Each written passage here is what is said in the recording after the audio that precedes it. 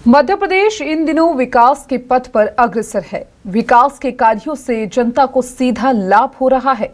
मुख्यमंत्री डॉक्टर मोहन यादव के नेतृत्व में मध्य प्रदेश रोजाना नए आयाम लिख रहा है। मुख्यमंत्री मोहन यादव जनता को लगातार विकास परियोजनाओं की सौगातें दे रहे हैं।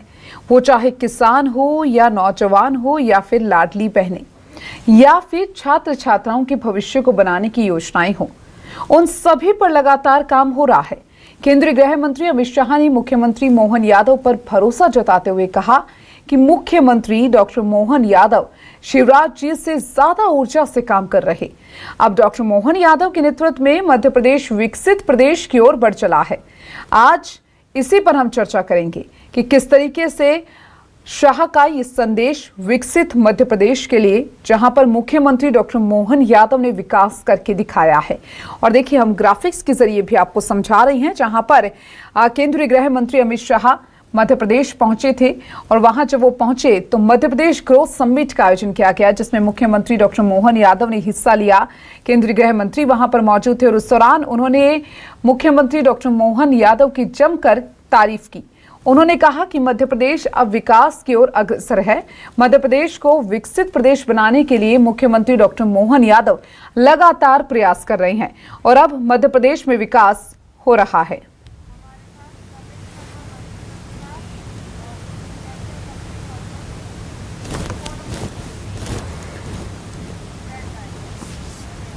और चलिए चर्चा को आगे बढ़ाएंगे। हमारे साथ खास मेहमान जुड़ चुके हैं। वरिष्ठ पत्रकार रमेश शर्मा हमारे साथ जुड़ चुके हैं, बहुत बहुत स्वागत है सर आपका। साथ ही इकोनॉमिस्ट जुड़ चुके हैं कपिल होलकर हमारे साथ ज्यादा चर्चा के लिए। सबसे पहले रमेश जी, मैं आपके पास आऊंगी। बहुत बहुत स्वागत है आप दोनों का हमसे जुड़ने के लिए और इस चर्चा को आगे बढ़ाने के लिए। रमेश जी, मध्य प्रदेश ग्रोथ समिट का आयोजन किया गया और मुख्यमंत्री डॉक्टर मोहन यादव वहां पर मंच पर नजर आए और उनके साथ ही केंद्रीय गृह मंत्री भी हमें नजर आए। कई बातें हुई, कई बातें केंद्रीय गृह मंत्री की ओर से कही गई, लेकिन जब उन्होंने मध्य प्रदेश के विकास की बात की तो डॉक्टर मोहन यादव का नाम सबसे आगे रखा। कैसे देखते हैं इसको? देखिए, स्वाभाविक रूप से इसमें कोई शक नहीं कि डॉक्टर मोहन यादव के जो कार्यकाल 2 वर्ष का कार्यकाल है, इसमें बहुआयामी काम हुआ है। अगर एक ओर उन्होंने विरासत को सहेजा है, विक्रम उत्सव उन्होंने मनाया है, कृष्ण पाथेय बनाया है, भगवान परशुराम लोक बनाया है और इसके अलावा अभयारण्यों का जिस तरीके से विस्तार किया है, ठीक उसी प्रकार औद्योगिक विकास के लिए भी कई प्रकार के वो उन्होंने काम किए हैं। और जिस तरीके से अमित शाह जी ने उनकी तारीफ की है, उससे पहले प्रधानमंत्री जी उनकी तारीफ कर चुके थे जब धार में पीएम मित्र पार्क का जो बना था। तो कहीं ना कहीं ये मोहन यादव जी के कामों की विशेषता या उनके काम की गति है, जिसके कारण जो PM 7 पार्क बनना है देश भर में, तो पहला पार्क मध्य प्रदेश में बना। तो अब ये जो अभ्युदय मध्य प्रदेश ग्रोथ समिट हुई कल परसों ग्वालियर में, तो कल्पना कर सकते हैं ये केवल ग्रोथ समिट या मान लीजिए नए करार प्रस्ताव पर हस्ताक्षर करना या जो पुराने करार अगर जमीन पर उतर रहे हैं तो उनका शिलान्यास करने तक सीमित नहीं है। इसमें पूरे 2 वर्षों में जो जो करार हुए हैं और उन उद्योगपतियों की प्रोग्रेस क्या है, कितने लोग जमीन पर उतर आए हैं, कितने लोग अभी काम कर रहे हैं, और अगर किसी काम में बाधा आ रही है तो वो कठिनाइयाँ क्या हैं, उन सब की भी समीक्षा की गई। तो स्वाभाविक रूप से इससे जो 2 तरह का वातावरण बना, इससे कहीं ना कहीं जो करार करने के बाद भी थोड़ा बहुत दाएं बाएं होंगे निवेशक, उनमें भी गति आई है और फिर कहीं ना कहीं एक प्रतिस्पर्धा बनी कि काम को जल्दी स्टार्ट करना। तो स्वाभाविक रूप से बिल्कुल ये नवाचार है। और एक बात और मैं कहूँगा कि जिस तरीके से रीजनल इंडस्ट्रियल समिट आयोजित की, तो उससे कहीं ना, जैसे ग्वालियर को अगर हम देखें तो ग्वालियर अगर प्राकृतिक दृष्टि से देखें, खनिज की दृष्टि से देखें, कृषि की दृष्टि से देखें तो बहुत संपन्न क्षेत्र है, लेकिन एक ज़माने में डकैत समस्या के कारण विकास से उपेक्षित रहा। तो अब अगर उन्होंने ये ग्वालियर में दूसरा आयोजन है, इससे पहले उन्होंने रीजनल समिट भी की थी, तो स्वाभाविक रूप से जिस तरीके से वो कर रहे हैं, सेमीकंडक्टर का जो यूनिट डलने वाला है या रुई का जो यूनिट डलने वाला है कपास का, तो ये निर्यात की दिशा में भी जाएगा। और बस एक लाइन और कहूँगा कि मध्य प्रदेश देश का वो राज्य है जिसने जिस तरीके से प्रधानमंत्री जी ने अगर 2047 का लक्ष्य तैयार किया है, तो मध्य प्रदेश ने भी 2047 तक विकसित स्वरूप मध्य प्रदेश का कैसा हो वो तैयार किया है। इसीलिए मोहन यादव प्रशंसा के पात्र हैं और उनकी हर आदमी प्रशंसा कर रहा है। जी बिल्कुल। और देखिए रमेश जी, ये बात क्योंकि मंच से केंद्रीय गृह मंत्री अमित शाह कहते हुए नजर आए कि अब मध्य प्रदेश का विकास जो है वो रफ्तार से आगे बढ़ता हुआ नजर आ रहा है, और मुख्यमंत्री डॉक्टर मोहन यादव ने ये विकास जो है, जिन की बातें उन्होंने की थी, वो विकास वो करके दिखा रहे हैं और आगे भी करके दिखाएंगे। कपिल जी, आपके पास मैं आ रही हूँ क्योंकि देखिए आप एक अर्थशास्त्री हैं। एक अर्थशास्त्री होने के नाते आपसे जानना चाहेंगे, मध्य प्रदेश में विकास की जो गंगा बह रही है उसको कैसे देखते हैं? क्या बेस, क्या आधार आप मान रही हैं?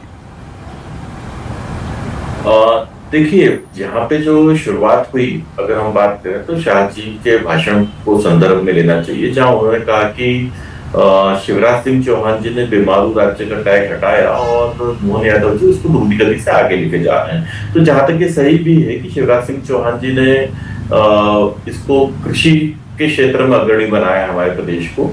कई बार हमारे प्रदेश को अवार्ड मिले कृषि के क्षेत्र के।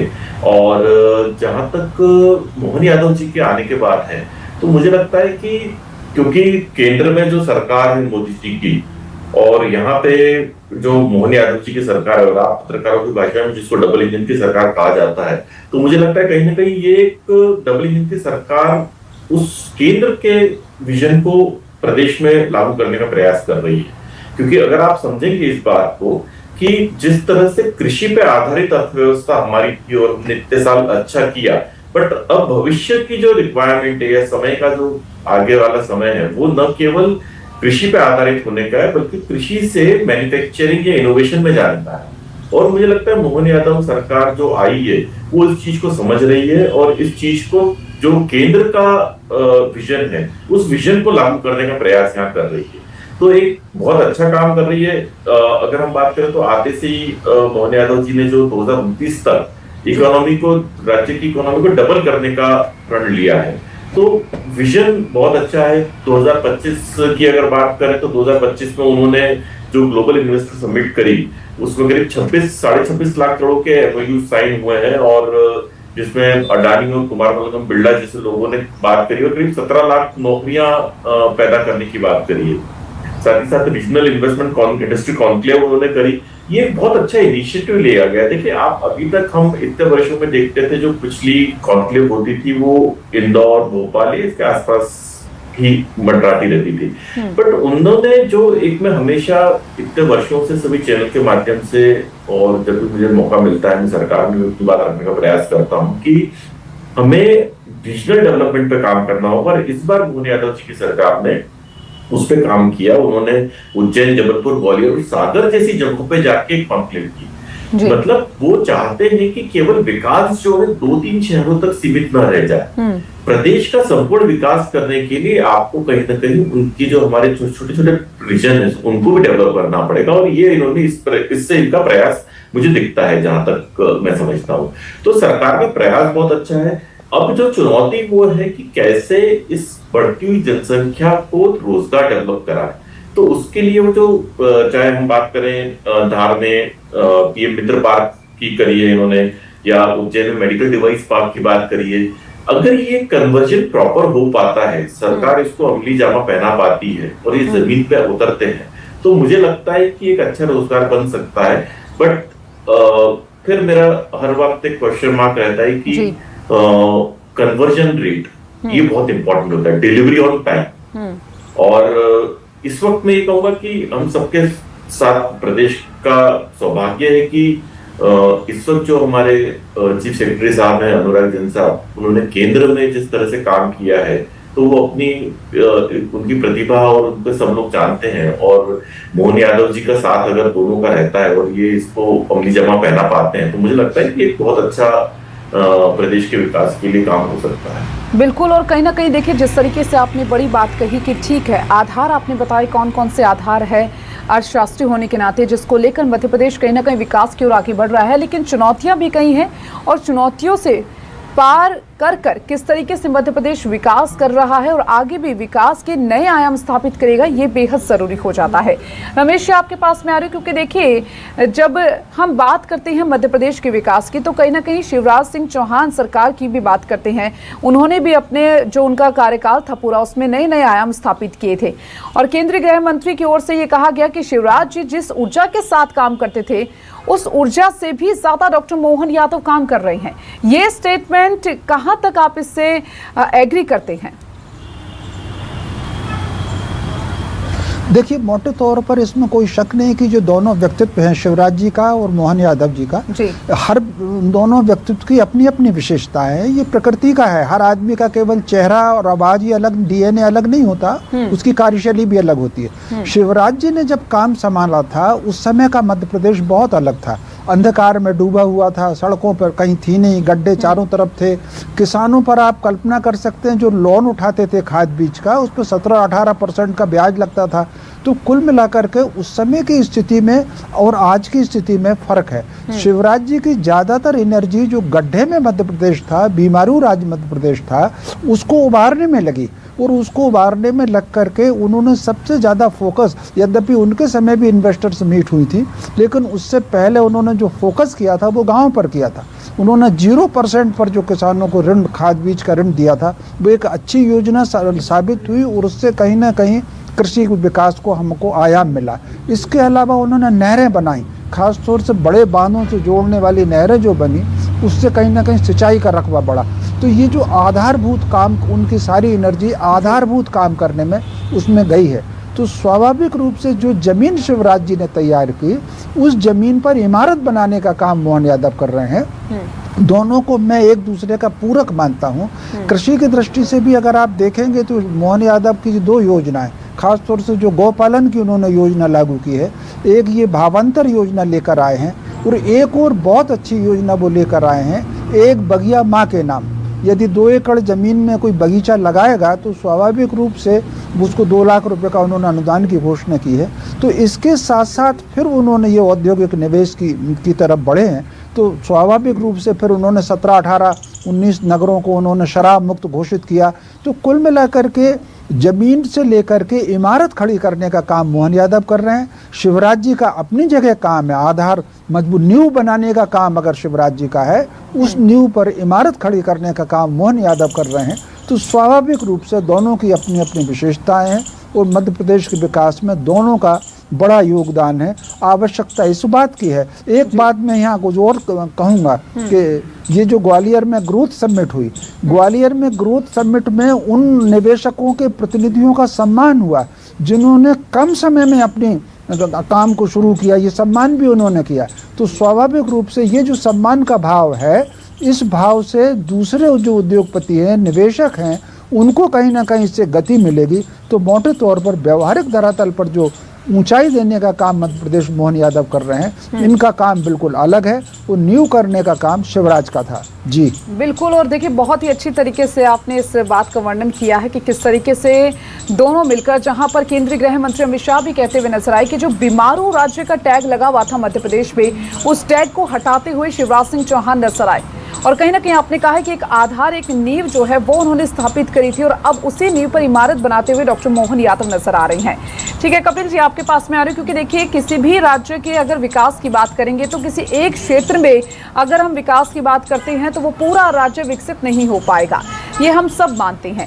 आपको क्या लगता है एक संतुलित विकास के लिए कौन कौन से वो फैक्टर्स हैं जो कहीं ना कहीं प्रभावी होते हैं? क्योंकि देखिए इंफ्रास्ट्रक्चर भी ज़रूरी है, एजुकेशन भी ज़रूरी है, एग्रीकल्चर भी ज़रूरी है, और भी कई ऐसे फैक्टर्स हैं जो कहीं ना कहीं विकास के लिए ज़रूरी है। तो मध्य प्रदेश जो भौगोलिक स्थिति है जिसको हम देखते हैं, या फिर हम इंफ्रास्ट्रक्चर के तौर पर देखते हैं या इकोनॉमी के तौर पर देखते हैं, क्या लगता है कौन से फैक्टर्स आपको लगते हैं? देखिए, मध्य प्रदेश जो पोजीशनिंग है अगर हम बात करें जी, तो हम लकीली बिल्कुल हमारे देश के मध्य में है, जैसे सेंटर में हम हैं। साथ ही साथ अगर हम देखें तो हमारे पास में टूरिज्म की अपार संभावना है। तो एक क्षेत्र जिस पे सरकार काम कर रही है और अच्छे से करना चाहिए, क्योंकि आप देखिए अभी कितने अभ्यारण्यों को नए अभ्यारण्य बनाए हैं और बीच में हेलीकॉप्टर सेवा भी शुरू करी, पर किसी कारण से शायद वो क्लियरेंस वगैरह का, एनवायरमेंट क्लियरेंस के कारण हेलीकॉप्टर सेवा उन अभ्यारण्यों में नहीं हो पाई, पर बाकी जगहों पे तो टूरिज्म एक बहुत बड़ा, देखिए हमारे यहाँ पे हम हमारे राष्ट्र की, हमारे प्रदेश की जो ताकत है वो यूथ है, और दूसरी चीज जो यूथ है वही हमारे लिए चैलेंज भी है, क्योंकि आपको इस जेन जी को रास्ता दिखाना होगा, एम्प्लॉयमेंट देना होगा। और प्रॉब्लम ये है कि अभी हमारे यहाँ जो एम्प्लॉयबल यूथ है वो उतना अच्छा है नहीं, या मैं कहूँगा एम्प्लॉयबल यूथ की क्वालिटी उतनी अच्छी नहीं है। मध्य प्रदेश का जो भी टैलेंट है वो, मैं हमेशा एक शब्द यूज करता हूँ, ब्रेन ड्रेन मध्य प्रदेश के लिए, कि हमारे जो अच्छे इंजीनियर्स है, हमारे अच्छे जो मैनेजमेंट ग्रेजुएट्स हैं, वो प्रदेश के बाहर नौकरियां कर रहे हैं, दूसरे प्रदेशों में दे रहे हैं। बीच में कुछ मीडिया ने इसको कवर भी किया था। तो आपके लिए, प्रदेश के विकास के लिए सबसे पहले अपने टैलेंट को रोकना जरूरी है। तो उस टैलेंट को रोकने के लिए आपको यहाँ पे मैन्युफैक्चरिंग और सर्विस सेक्टर में ग्रोथ लानी होगी, जिसमें जैसे अगर मैं आपके चैनल पे आने से पहले कुछ देख रहा था तो 10 नई पॉलिसी 2025 में सरकार ने लागू करी, जिसमें डिफेंस मैन्युफैक्चरिंग, फार्मास्यूटिकल, टेक्सटाइल और ईवी मैन्युफैक्चरिंग पे काम हो रहा है। तो अगर ये कन्वर्जन होता है, इन पॉलिसियों का अमली जमा पहनाया जाता है और इससे फायदा पहुंचता है मैन्युफैक्चरर्स को, और लोग यहाँ आते हैं, तो मुझे लगता है ये ब्रेन ड्रेन रुकेगा। दूसरा, जैसे मैंने कहा, यूथ को एम्प्लॉयमेंट के लिए तो आपको उसको स्किल्ड बनाना, एम्प्लॉयबल बनाना होगा। कई प्रदेशों में अगर आप देखेंगे तो उन्होंने प्राइवेट सेक्टर के साथ मिलके ऐसे कोर्सेज बनाए हैं कि मैन्युफैक्चरिंग यूनिट जब सेट होती है तो वहीं के लोकल यूथ को एम्प्लॉयमेंट मिलता है। तो ये भी एक बहुत जरूरी है। मतलब आप, ये हमारे प्रदेश में हो चुका है। भारत हेवी इलेक्ट्रिकल्स जब की स्थापना हुई थी तो आप देखिए आज बीएचईएल भोपाल शहर में कितना बड़ा रोजगार मुहैया करा रहा है। तो कहीं ना कहीं हमें ये समझना होगा कि आपको हर क्षेत्र में काम करना होगा, टूरिज्म हो, ट्रांसपोर्टेशन हो। अब आप अगर मैं भोपाल शहर से की बात करूं तो हमारे यहाँ आज भी हम एयर कनेक्टिविटी से जूझते हैं, फ्लाइट कनेक्टिविटी नहीं है। केवल मध्य प्रदेश में इंदौर एक ऐसा शहर है जहाँ फ्लाइट कनेक्टिविटी है, तो आपको फ्लाइट कनेक्टिविटी बढ़ाना पड़ेगी। दूसरी, आपको प्रदेश की प्रति व्यक्ति आय पे काम करना पड़ेगा। बात करते हैं कपिल जी, जिस तरीके से मैंने भी पहले जिक्र किया और आप भी जिक्र कर रहे हैं कि विकास की बात करते हैं तो हर एक क्षेत्र में विकास होना बेहद जरूरी है। और कहीं ना कहीं अगर मोहन सरकार की बात करें तो वो हर एक क्षेत्र में विकास कर भी रहे हैं। और अगर अब मध्य प्रदेश की बात करें तो देश के अलग अलग कोनों से लोग मध्य प्रदेश के साथ जुड़ रहे हैं, और देश ने विदेशों में भी जिस तरीके से समिट आयोजित किए जा रहे हैं, ग्रोथ समिट हो रही हैं, उससे भी कहीं ना कहीं लोग जुड़ते हुए नजर आ रहे हैं। तो अब मध्य प्रदेश जो है वो एक विकास की रफ्तार पकड़ चुका है।